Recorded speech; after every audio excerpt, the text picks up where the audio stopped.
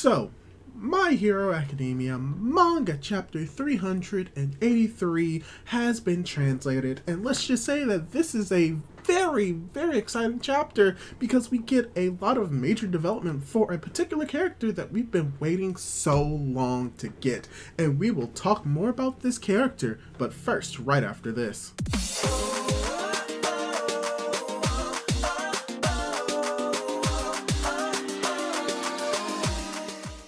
Hey guys, how's it going? It is your boy, Manga Man Drew, and I'm here to do my review for My Hero Academia Manga Chapter 383. Horikoshi has been on a 2-week break, and that 2-week break is about to end. Let's just hope that he's healed enough to be able to continue the story, and if not, let's just pray for his health to be regained and for him to take an extended break. But let's dive a little bit into the chapter because this is a very amazing chapter. For instance, there's a lot that we really need to talk about when it comes to Mina in this chapter because she has a very big moment in this chapter that needs to be addressed, as well as the fact that this chapter really addresses a running theme for My Hero Academia and really showing how the solution to this entire story is going to revolve around characters interacting with one another and being able to connect with the villains, connect with the heroes, and show that they are not that different between the both of them.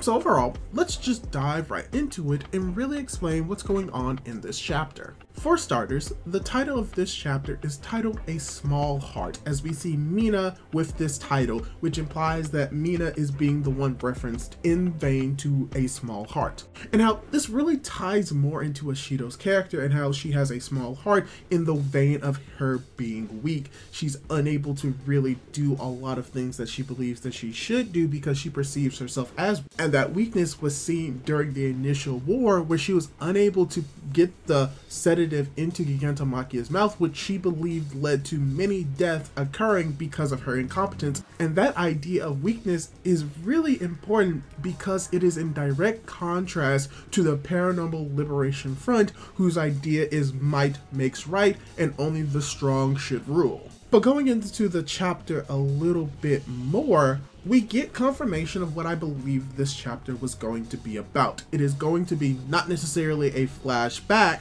but more of a flash to the past. Different from a flashback where we actually flash back to those events, but we actually get to see everything play out in detail how it would have if we were following it within the main present story timeline. And that is most likely indicated by the fact that you do not see any type of like black bars or shading within the chapter, implying that this is happening in the now and not in a flashback. But pretty much what this chapter is showing that the heroes were not fully prepared to fight off the Paranormal Liberation Front invading the location where Gigantomachia is, as the chapter pretty much starts off with the villain that killed Midnight sending out a signal so strong that it's able to penetrate the metal fortress and will eventually awaken Gigantomachia to start his rampage. And he pretty much explains how he's able to do this, that he has this device that is so high frequency that is able to transmit all-for-one sound through metal, and that he's able to make people float, which is why the heroes were unable to defeat him very easily, as they are shown to have defeated all of the other villains that are on the ground. And we see Mudman, and he's the one who was very effective in the situation because he's one of the very few characters that are able to immobilize an entire group of people within a near instant because of his quirk, softening the ground and trapping people inside of it. And then you especially have characters who look at the situation and realize that this cannot come into fruition. Gigantomachia cannot wake up. Where we see a cool combo ability with Rule, aka Kodai from Class 1B, as well as the other character from Class 1B, Poltergeist I believe her name is, who's able to send up and make a wrench big enough for Mount Lady to hold as she's trying to attack these individuals, making sure that Gigantomachia doesn't wake up, but unfortunately she fails. Because Gigantomachia breaks out of his prison and immediately attacks Mount Lady. And this sight is seen by Mina herself, which is most likely going to be reopening some old wounds in people's hearts, as the chapter says. But that's besides the fact. Let's go over to Kirishima and see what he's doing right now. Oh no, something bad just happened. Because Kirishima, which we know for a fact, was confirmed as an escort mission for a particular someone, and that someone is confirmed to be Shinzo. And Kirishima explains in this chapter that the reasoning why he was on an escort mission is because they wanted to bring Shinzo here during the time where they were warping all of the pro heroes to these certain locations on the off chance that Gigantomachia escapes and they have to use him to eventually fight for the side of the heroes. And because Gigantomachia is now awake, Kirishima tries his best to go and get Shinzo, but unfortunately he is captured by the sludge villain. Which, this entire segment is just very reminiscent of chapter 1, where you have a character very much like Bakugo, while being saved by a character very much like Deku in the form of Kirishima. And pretty much the sludge villain is explaining to himself that, oh yeah, no, this is completely accidental. I just came here and then I was just gonna hide, but luckily me, I found this boy, so I'm gonna take him over. So yeah, the sludge villain is just horrible, as you even have the Midnight's killer talking about how this is what they've lived for, this is what true liberation is, the might shall rule over everyone, what is considered strong is what is considered right and wrong, as we see Kirishima trying to save Shinzo and Gigantomachia searching for his master, preparing to almost kill Mount Lady again. And as you see this man talking about how the age of liberation has begun, we get this one part, maximum output, Acid Man Alma. Mina is able to use such strong acid to burn through Gigantomachia's claws and save Mount Lady. And how it is explained that she's able to do it thanks to the training with Bakugo and Todoroki, which is the concentration and release method, as we see that this is potentially Mina's awakening, as she is also able to save both Kirishima and Shinzo from the sludge villain, as she declares that she does not want to stick around and do nothing and fail to protect the people that she cares about. So, Kirishima Mina shipping anyone? No, I'm not going to bring that up. No shipping ever again. But yes, this is where Mina's character development begins to go full circle. And Mina was able to do something that both Deku and Kirishima at this moment is failing to do. She's really showing why she is considered a true hero. Even though the sludge villain realizes the situation at hand, he tries to run away, but luckily enough, Shinzo is able to secure him in his place. And this is where Mina's character development and the connection between the villains and the heroes becomes stronger. Because it is revealed that she really did enjoy Midnight's classes and that she does recognize that she's weak, but just because she's weak doesn't mean that she cannot act. And it's because she's weak is why she needs characters like Kirishima by her side. And how she believes that the villains have that same ideology as well, which even in this moment, Midnight's killer considers it to be most likely true because he also sticks with someone else who is significantly stronger than him, because in that instance, he is the one that is weak in comparison to Redestro. And as Machia seems to be prepared to go for another strike on Mount Lady, Shinzo is able to come in and use his brainwashing on Gigantomachia and use him to swat down all of the villains in an instant, to which Mudman is able to secure most, if not all of them, within that same time frame, as Mount Lady is able to go for the save on Shinzo.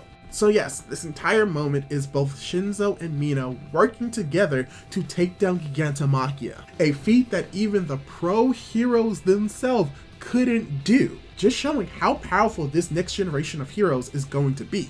But this chapter really gives us a little bit more from Mina. We get a little bit better understanding of how this quirk awakening may work, as we see that her horns actually stand straight up, and how she really looks like a character from Naruto with how straight those horns look, which would be comparable to Madara from Naruto. But yeah, we could say that at this moment, Mina had a quirk awakening, which either involved her being able to output more acid in this moment, or make the acid even more potent to the fact that it's able to burn through Gigantomachia's skin, something that even attacks can't really do from any just normal or even pro level hero. But yes, Mina did do a lot in this chapter, and it really did a lot for her character, as well as showing off how powerful she can be.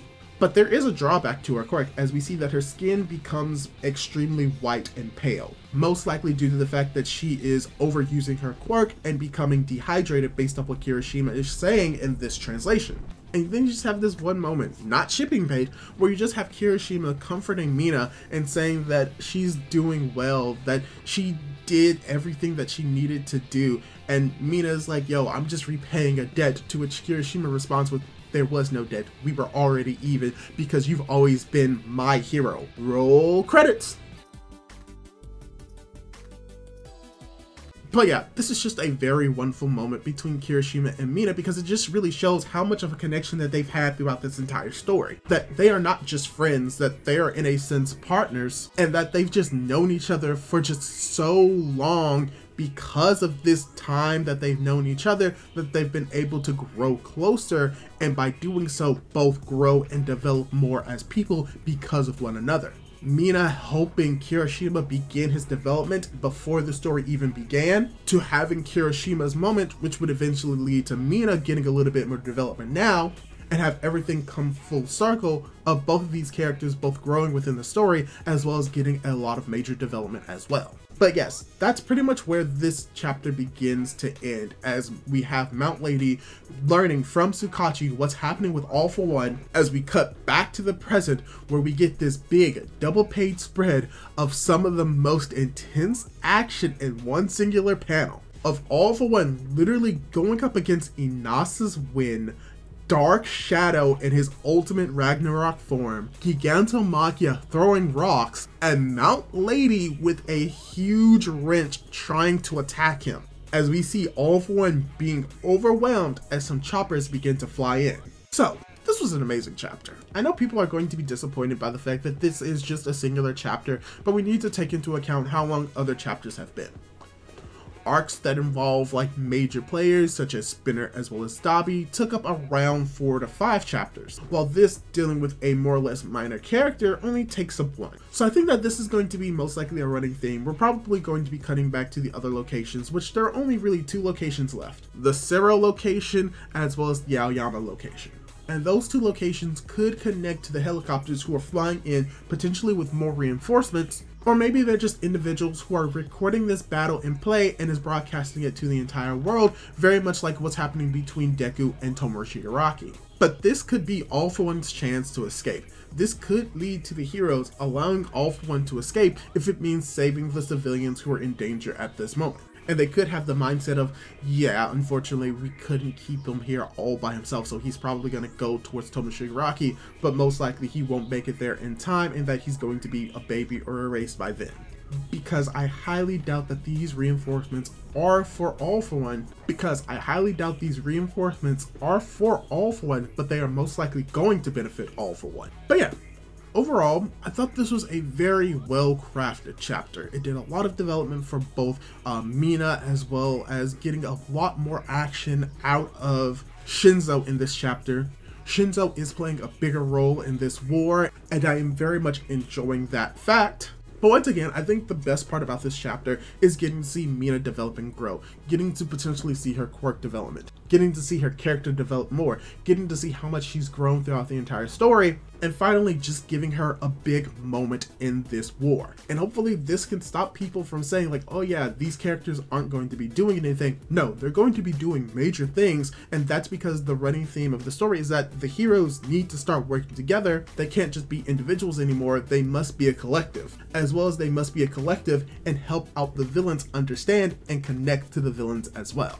So even though this is just one chapter when it comes to Midnight's Killer, and people may be disappointed that it won't be longer, I'm still very much satisfied with what we got in this chapter, and hopefully you're satisfied as well. So yeah, that's all I really have to say on the topic. What did you think of the chapter? Did you like it? Did you dislike it? Do you like the development that Mina got in this chapter? Leave your thoughts down below. I would really love to hear them, and don't forget to subscribe to my YouTube channel if you want to see more content like this. Do all that cool jazz, and hopefully I'll be able to catch you in my next video. Goodbye!